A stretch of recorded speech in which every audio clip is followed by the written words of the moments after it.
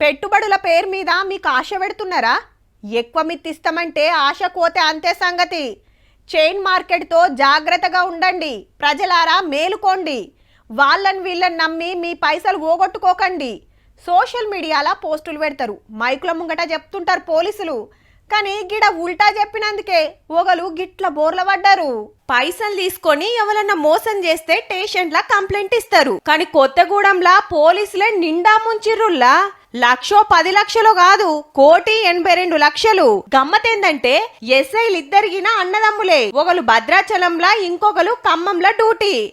పలానా కంపెనీల పెట్టుబడి పెడితే మస్తు లాభం వస్తుందని ఓ గిరిజన మహిళను ఉబ్బిచ్చి 10 లక్షలు, 15 లక్షలు, 20 లక్షలు ఇట్లా తాపకిన్ని తీసుకురాట ముద్దుగా. అంత పెద్ద జాబులు చేయబట్టిరి, ఊతంగానే నమ్మినట్టుంది. అరే పైసలు ఓవుడే గాని ఏకన్నా వాపస్ రావాయే అని ఫోన్లు చేస్తే ఎత్తుతలేరట. వాట్సాప్ లో మెసేజ్లు పెడితే ఏం చేసుకుంటావో చేసుకో అని ధమ్కీలు ఇచ్చిండ్రట పోలీసులాయే. ఇట్లా కాదని స్టేషన్ల కేసు పెడితే ఎంక్వైరీ నడుస్తుందిగా. ఇంకా కొడుకులు చేసిన సొక్కమైన పనిలా నాయన చేతులు కూడా కలిసినాయటుల్లా. మునుపు గిట్లనే పైసల కోసం ఓ చెప్పుల షాప్ ఓనర్ కు తుపాకి పెట్టి బెదిరిస్తే కేసైందట.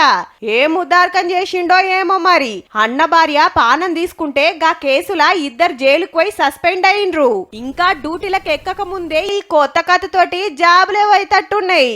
ఉత్త జీతం మీదే బతుకుడు కష్టమని ఎస్ఐ బ్రదర్స్ 420 బ్రదర్స్ అయినట్టున్నారు పో.